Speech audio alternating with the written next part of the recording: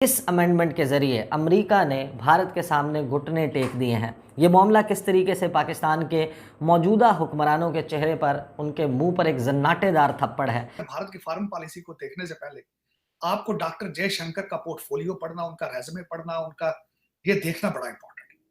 मैं समझता हूँ हेनरी किसिंजर के बाद दूसरे फॉरेन मिनिस्टर होंगे दुनिया के, जिनके बारे में लोग किताबें लिखेंगे। जय हिंद दोस्तों। पाकिस्तान मीडिया भारत की बढ़ती ताकत देख बहुत चीख रहा है। पाक मीडिया का कहना है भारत के द्वारा रसिया से जो एस-400 खरीदा गया है उस पर अमेरिका द्वारा भारत पर कोई प्रतिबंध नहीं लगाया जाएगा। भारत को अमेरिका काटसा सैंक्शन से छूट दे दी गई है, जबकि हमारे बिरादर मुल्क टर्की को तो सज़ा के तौर पर F-35 प्रोग्राम से बाहर निकाल दिया गया था और सैंक्शन भी लगाए गए थे। आखिर अमेरिका भारत के सामने घुटने टेकने को क्यों मजबूर है?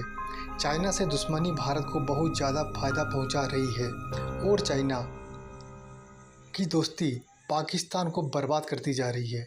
भारत ब्रिक्स से भी लाभ उठा रहा है और I2U2 जैसे प्लेटफॉर्म से भी भर भर कर विदेशी निवेश ले रहा है।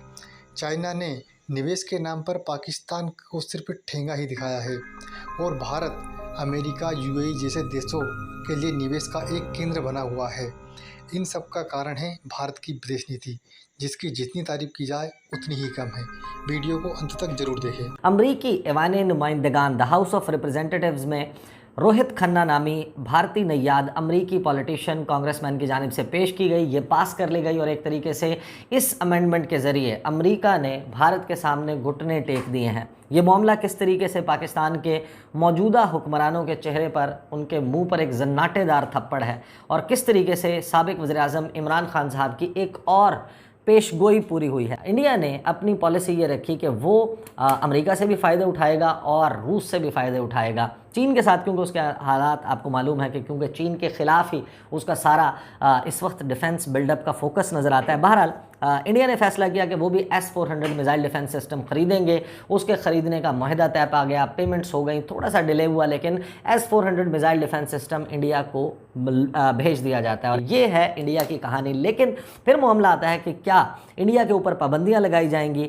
जो बाइडन जो कि कमज़ोर अमरीकी सदर के तौर पर सामने आ रहे हैं, वो इसके हवाले से इनडिसाइसिव नज़र आते हैं, वो फैसला नहीं कर सकते। लेकिन ये किस्से शुरू कर दिए गए कि अमेरिका पाबंदियां लगा देगा। इमरान खान साहब ने अपनी चंद तकारीर में ये बात की कि इंडिया जो है वो किस तरीके से अपनी फॉरेन पॉलिसी चला रहा है, अपने सॉवरेन डिसीजंस ले रहा है। अमेरिका की पाबंदियों के ख़तरे के बावजूद वो एक तरफ क्वाड का मेंबर है, क्वाड्रिलेटरल सिक्योरिटी डायलॉग चौकड़ा जिसको बनाया गया है, जापान, ऑस्ट्रेलिया, इंडिया और अमेरिका ये मिलकर चीन को काउंटर करने के लिए बनाया गया, उसका भी हिस्सा है। लेकिन साथ में वो रूस से तेल भी खरीद रहा है, गंदम भी खरीद रहा है हेविली डिस्काउंटेड प्राइसेस के ऊपर, और साथ में उसकी बड़ी बड़ी डिफेंस डील्स मौजूद हैं। और ये वो टेस्ट था अमेरिका के सदर जो बाइडन का कि क्या वो अपने करीबी एलाय को, एक ऐसे मुल्क को जो कि बहुत सिग्निफिकेंट मुल्क है इस खित्ते में, इस रीजन में और दुनिया की पॉलिटिक्स में, उस पर पाबंदियां लगाएगा या नहीं। और अमेरिका के तमाम तर दबाव के बावजूद, जिसके हवाले से बाइडन ने खुद एतराफ़ किया कि हाँ हम भारत से ये तवक्को कर रहे हैं, उनके साथ नेगोशिएट कर रहे हैं, उनको कह रहे हैं कि हमारी बात माने, लेकिन इंडिया ने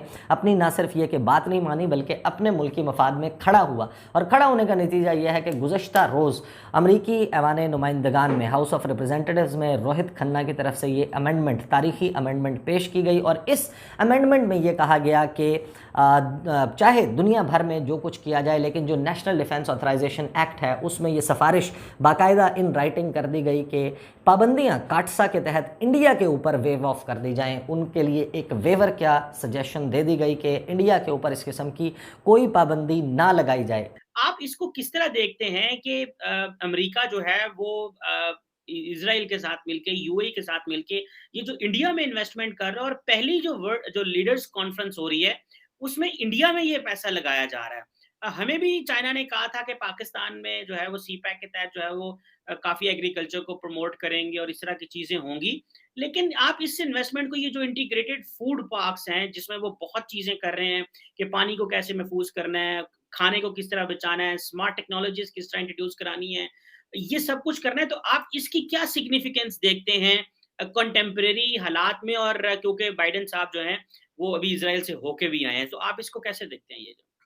देखिए, इसको देखने से पहले इस सारी चीज़ को दोस्त खासकर भारत की फॉरेन पॉलिसी को देखने से पहले आपको डॉक्टर जयशंकर का पोर्टफोलियो पढ़ना, उनका रेज़्यूमे पढ़ना, उनका ये देखना बड़ा इंपॉर्टेंट है। मैं समझता हूँ हेनरी किसिंजर के बाद दूसरे फॉरेन मिनिस्टर होंगे दुनिया के, जिनके बारे में लोग किताबें लिखेंगे। ज़रा गौर से आप देखें कि वो उनकी मैंने पहले भी शायद बताया था कि वो जब ट्रैवल करते हैं, सोने के लिए सिर्फ जहाज़ में जाते हैं, वरना वो नीचे उतरते तो मीटिंग्स करते हैं। और जिस तरीके से I2U उन्होंने इज़राइल में जाके मीटिंग्स की हैं, और अब जिस तरह G20 में जा रहे हैं, ब्रिक्स का कर रहे हैं, लद्दाख में जो कुछ कर रहे हैं, वर्सेस आप पाकिस्तान की बात करते हैं। आप तैयबा गुल से और फरक घोगी से फारग होंगे तो आप कहीं जाएंगे। आप वहां खड़े हैं, तैयबा गुल जो है उसको प्राइम मिनिस्टर हाउस में 40 दिन रख के आप उस पर रिसर्च करते रहे। आपको क्या पता I2U2 क्या चीज होती है?